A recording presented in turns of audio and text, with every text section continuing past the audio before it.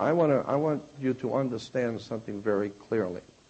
When someone asks you in this country, are you a citizen of the United States? What you think that they are asking you is, are you lawfully in this country? Are you lawfully here to do business and be here? That's not what they ask you.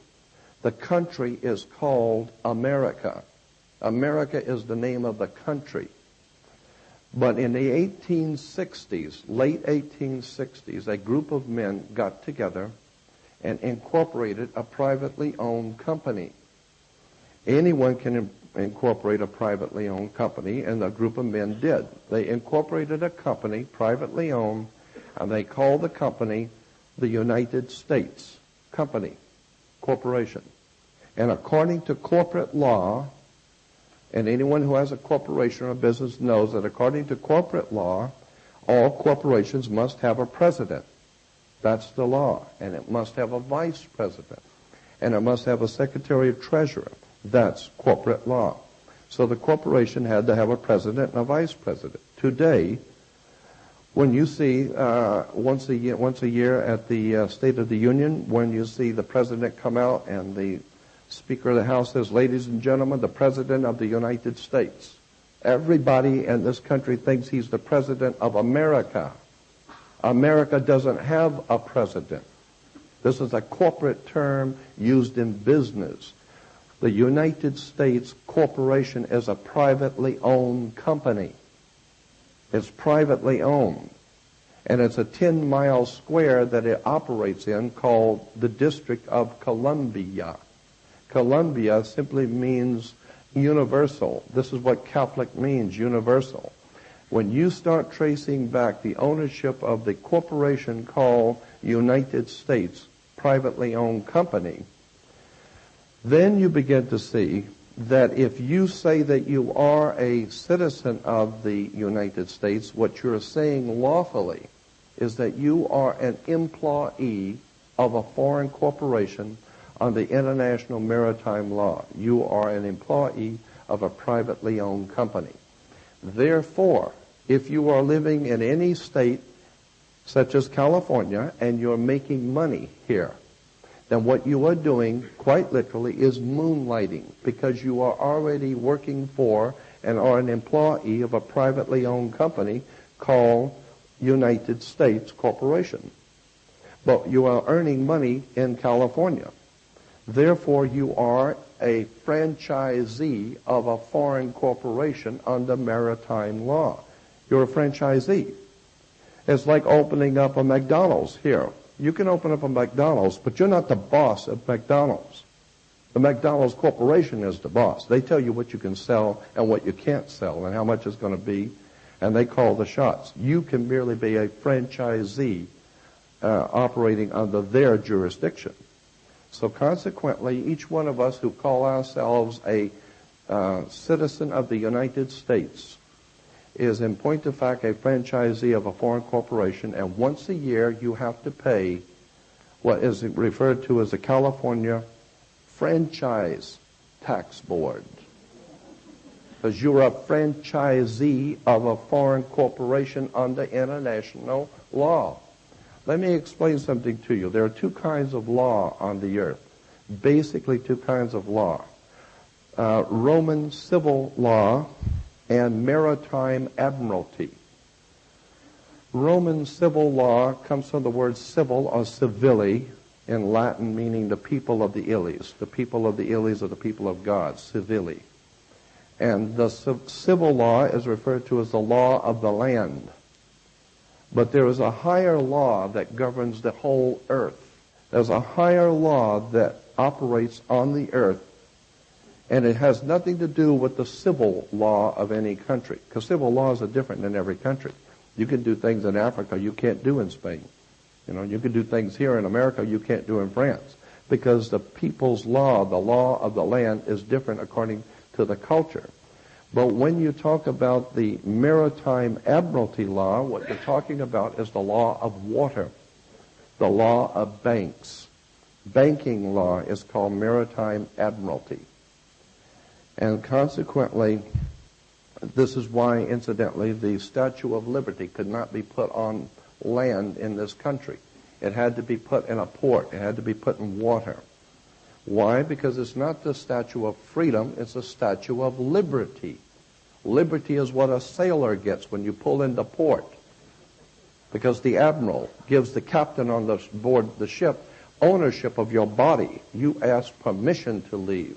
And if he lets you, which he's most likely not going to, but if he allows you to leave, you have liberty. You don't have freedom. And as long as you call yourself a United States citizen, you are an employee of a foreign corporation incorporated under international law, under maritime law, and consequently you are a franchisee of a foreign corporation. They own you. Now let me show you how they own you. When a ship pulls into port, say from Japan, and brings in, say, $800 million worth of Toyotas or televisions, the first thing the captain has to do is has to give to the port authorities something called a certificate of manifest. He has to give them a certificate showing how much each car costs, whether it has 4 doors or 2, or if it's got air conditioning or not.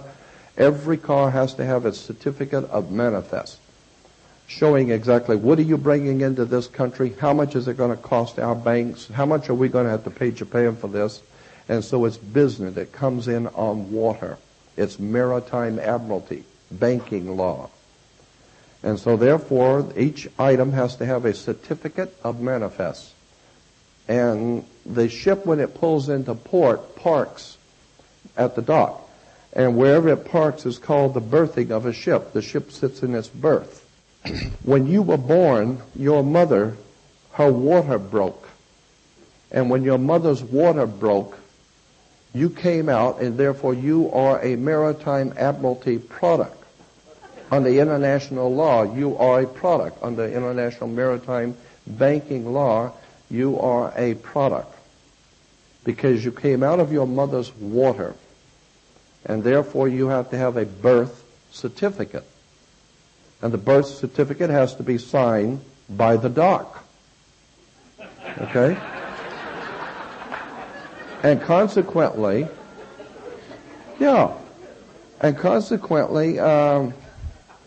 if you go to Sears and you buy something that's too large to take home, they'll bring it to you.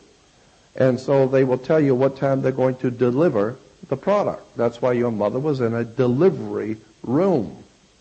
She was delivering a product under international law.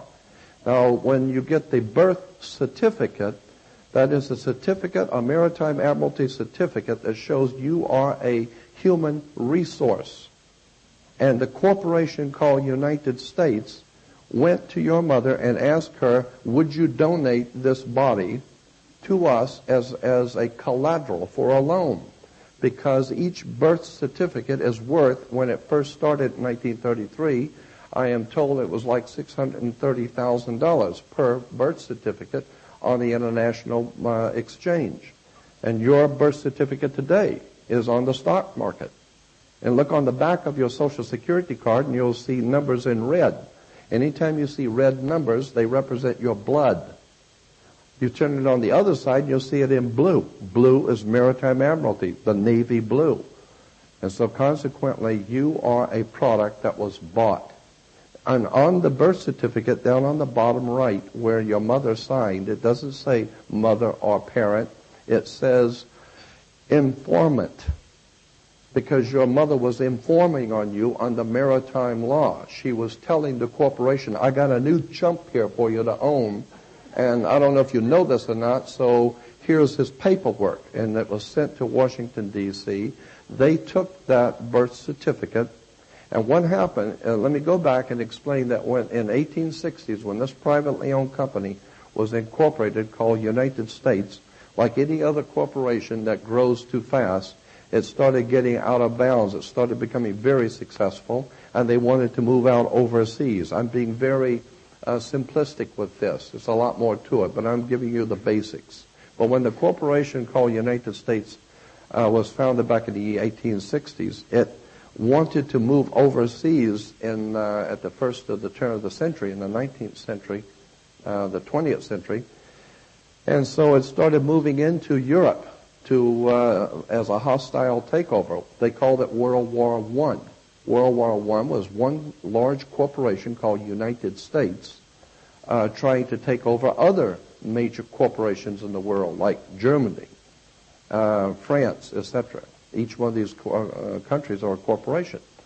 So consequently, the United States was able to be successful in the corporate takeover of what the outcome of the World War I.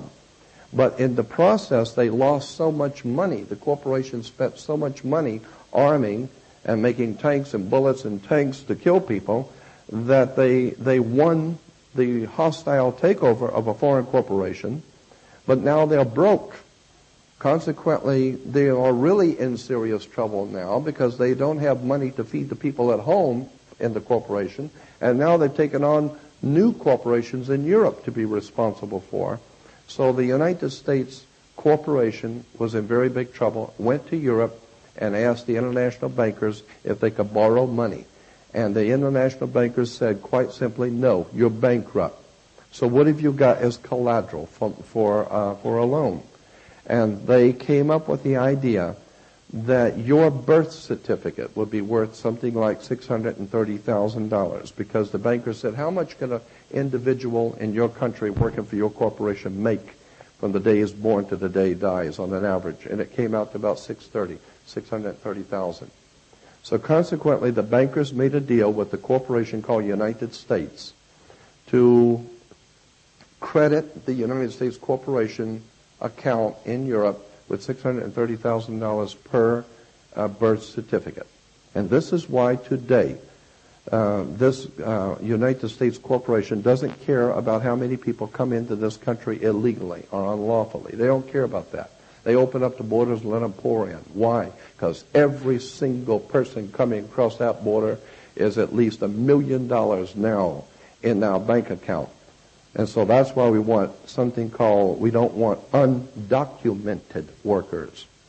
We don't care about people who are illegal coming into the country. We don't want undocumented.